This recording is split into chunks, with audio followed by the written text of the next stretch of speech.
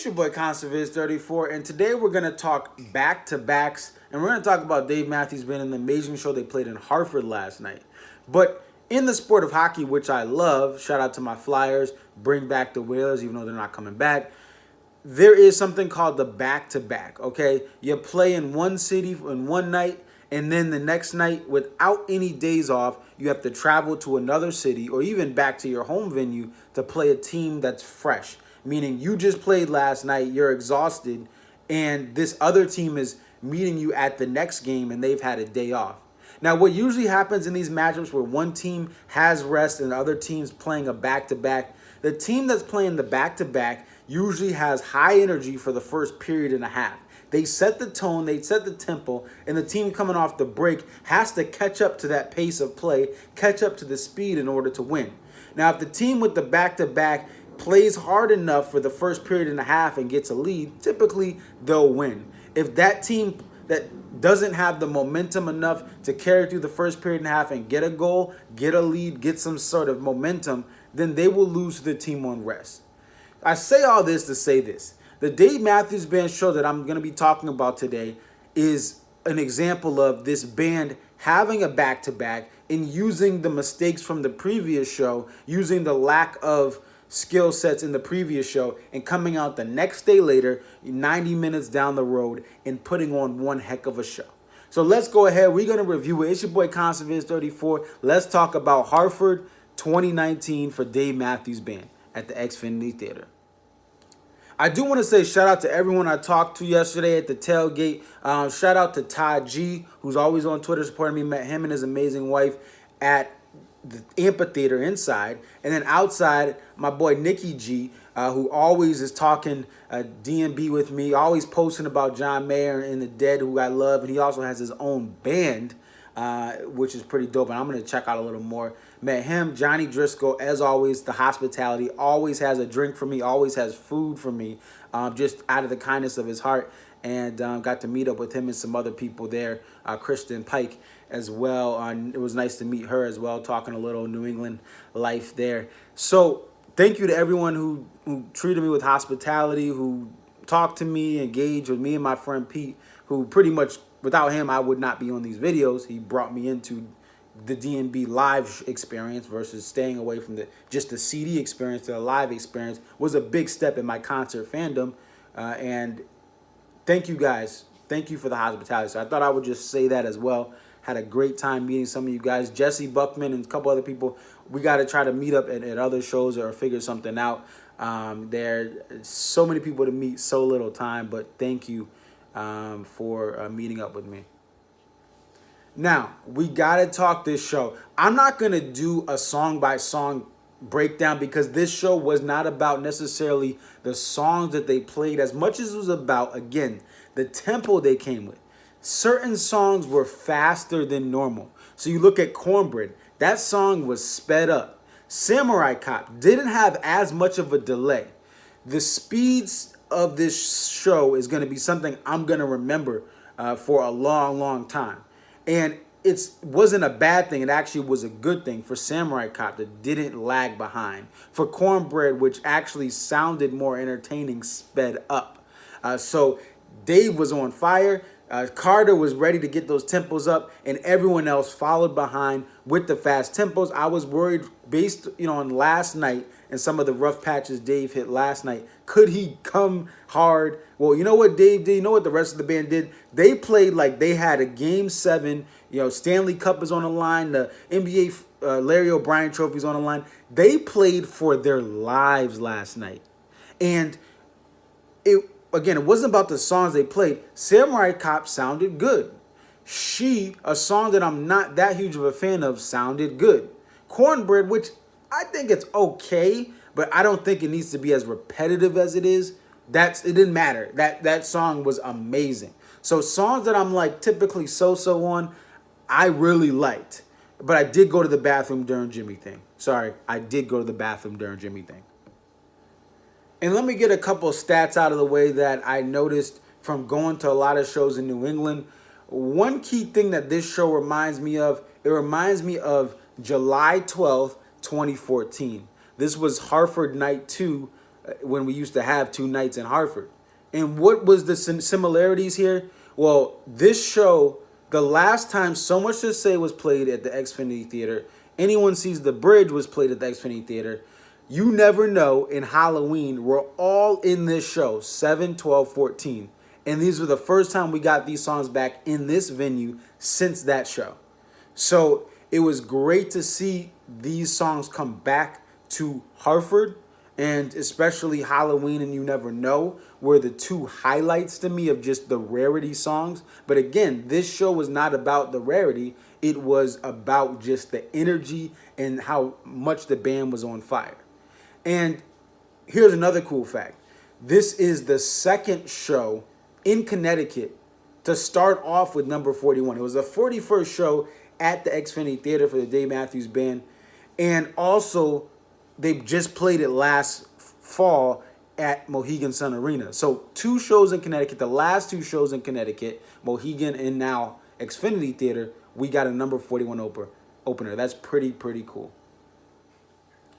Now, when we want to talk sound, it was night and day when you look at how Mansfield sound was to how Hartford sound was. I was on the far corner. If you check out my video, 2-Step into Halloween, my You Never Know videos, you'll see I was as far as you can get on the wall. And Hartford is a lot further extended than a lot of amphitheaters. They really took as much space as possible and really just as close as they could cut it to making it so where I could just see the stage. So the sound was better in Hartford, even though I was at one of the worst locations to hear sound in the venue. It still sounded great. So Mansfield had its issues. You couldn't hear Carter's cymbals. You couldn't hear the mix of everything just wasn't as good. And when they came to Connecticut here and they did the Xfinity Theater last night, it just was better. I mean, Warehouse and You Never Know, like you could hear Dave's guitar very clear. On Typical Situation, I heard harmonics from Stefan that I'd never really heard before, and my friend had, but I just never really realized how much of an impact it was.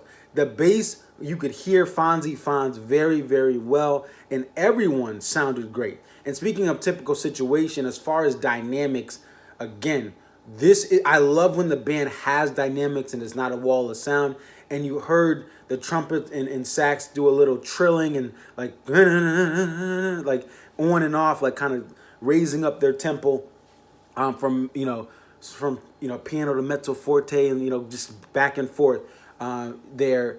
And that's the sound was part of that. Without the good sound mix and everything, that stuff doesn't sound as good. But you could hear so many things so clearly, and that makes a difference again with the show. I'm not just a set list guy. I am a former honors clarinet player back in my high school days and someone who plays acoustic guitar and electric guitar more recently. But I love a really good sound, and kudos to the crew and kudos to the Xfinity Theater. I don't know what they did. It was just much better than the Xfinity Center in Mansfield. Not to get the venues mixed up because they both Xfinity, but the CT was better than Mass for the sound. We also see Samurai Cop, right? Dave has what appears to be a new guitar for this year. Maybe I haven't been paying him as much attention, but it seems like he just brought this guitar in. It looks like it's a red, almost like a Gibson Les Paul, kind of like. I couldn't see the headstock to see what type of guitar it was. I was too far away. I saw some pictures today from the pit, still couldn't see it. But I still got to figure out what Tim's new guitar is like, what that is, and then what Dave's Samurai Cop guitar is. One thing about this guitar, it sounded better in the mix. It didn't sound as bad as the other I believe the baritone guitar he uses. Like, this guitar really sounded better in the mix.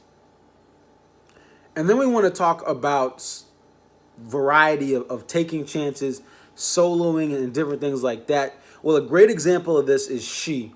I've heard She about 2 or 3 times from previous tour last year. And this She that we got in Hartford, there was a little bit of a different jam before the ending jam. So you had Tim playing and Dave playing like a little bit of a progression towards the end of She that was different. And I liked that. I liked what they did. They took a risk and it sounded better than the regular version of She, which I'm not a fan of. To me, She is a bad attempt at that like alternative post-grunge type feel. Like it almost has a little bit of a like a grunt dun dun dun dun dun dun. Like I don't know how to explain it, but it reminds me of a little bit of how some of those late grunge acts or the late part of the grunge era had some progressions there. But I think that they took some risks, and again, speeding up the songs, playing different things and trying different things that I heard in the mix, hearing Fonzie's bass a lot clearer. When you talk about risk taking and you talk about doing some things that are a little bit different, they did a good job of sprinkling that throughout the entire set from 41 to Halloween. And let's talk about the encore, because we get a redemption encore compared to what we got last night. So let's talk about that. So this encore was amazing. And if you look at my video online, ConcertViz34, the video is under 15 minutes to do two-step into Halloween, okay? So they really got this compact. And as I said in previous videos, I'm not mad that two-step is shortened. I would rather have a set like this to close out where you have a shorter two-step and then the band does it. The band does it. And let me take you back to a story. Let me show you a quick clip of how Halloween was actually chosen this morning by my friend's beautiful baby girl.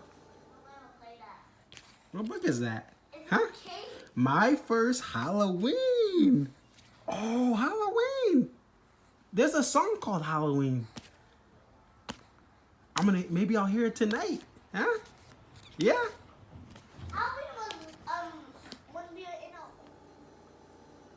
So there you have it. That's how Halloween was essentially picked. Okay, a beautiful little baby girl, my friend's youngest daughter, who also has an October birthday, by the way, comes out and runs out and gives me a book, and I look at it, and then I record in the video, and you see, I'm like, oh, what's this? Halloween? Halloween? Yeah. She picked the book, and it's Halloween. This is like, I'm coming back from I stayed over my friends closer to the Mass border, and then drive down the road to visit my other friends' kids, and them, the friends, but the kids love me. So, and you hear one kid yelling, talking in the background. That's the older one, and the younger one brings me the Halloween. But like, this is the morning of Hartford, and I get the Halloween. I'm like, okay, this is a sign. And then I was like, what's another kid-friendly song to play? And I kid you not, I just was like, I'm gonna play Every Day. That's possible. So I played on my iPhone so the girls can listen to it. And of course they play Every Day. So the song, like, it was a predestined thing that we were gonna get Every Day and Halloween for Hartford because of this. But anyway, all jokes aside, I love this transition and I love this encore. And it just shows you they don't have to do some super wild thing. Just come up with a little ingenuity, which they've done this year, and do a shorter two-step into a Halloween, a shorter two-step into Ants, an Ants into Billy, whatever you want to do, shorten up two-step, and then you add another song to it. That's your encore. I'm not mad. So I thought that was a great thing. But overall, there's not much to say about this show. If you were there, you could you felt how great the sound was, how great the band was. And this band was a team coming off a back-to-back, right? And they come in period 1 and period 2, and they bring everything they have. The tempo and speed is just so faster than your eyes can even look. And it just blew me away. It was together and cohesive, but they still were doing various noodling and jams and different stuff. Dave on Anyone See the Bridge was having a ball on stage. You have Buddy Strong on Every Day, having his fun. Although I will say the organ, you do feel a little bit of, I would have loved to have I would love to have Tim do a little wah thing like, Boyd used to have his wah thing. I would love to have Jeff hop in after Buddy Strong, who did a good job. to have a little bit of a wah type feel as well. So we get taken to church, and then we get taken to Funky Town by Tim Reynolds slaying a wah solo. So that's, just minor things, but this show, this is why I go to shows. This is why I bring my video camera to bring some of that show back. Some stuff I take video of, other stuff I'm just sitting there as a fan, because too much video to me is not healthy. But just giving people a couple clips from a show, to me, is what I love to do, so that if you weren't there, at least you can feel a little bit of what it was like. And shout out to Copper Pot, who puts together these amazing videos and offered up my stuff. And shout out to everyone else who takes videos from other shows. Because looking back to the two-step higher ground outro that my buddy John Dix was showing me again, I had seen it before a couple years ago. I mean, some of these moments in the band, when they are on fire, they are on fire. And I appreciate every show, even last night, which I wasn't that happy. I wasn't like, it was, like I said, it wasn't my best or favorite show. But you look at a two-step 7-2-16, and you look at a two-step from Tonight in the Halloween. In these moments, this is why you go to the show. This is why you chase moments like this. And every show you're grateful for. But shows like this are why you go to shows.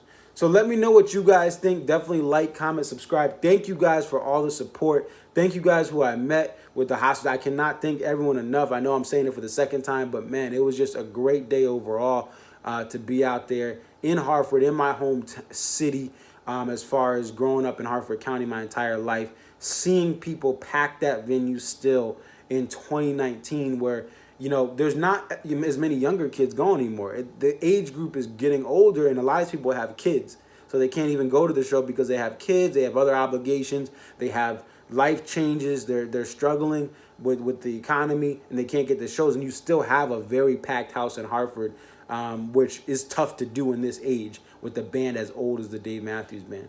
So it's your boy Conservis34. I got a shower because this is what I wore to the show. If you guys met me at the show, I literally crashed in my bed. I uploaded all this stuff, was looking at some stuff, trying to get these videos up for you, and I fell asleep and just crashed. So your boy got it. I got to get in the shower. I got to get ready for my performance here at my church playing electric guitar. But thank you guys for the support. Thank you, D&B, for coming to Hartford, doing the darn thing. Thank you for coming to Mansfield, too. You have good days, you have bad days, but Hartford was a good day. So it's your boy Conservis34. That's all I got. Peace.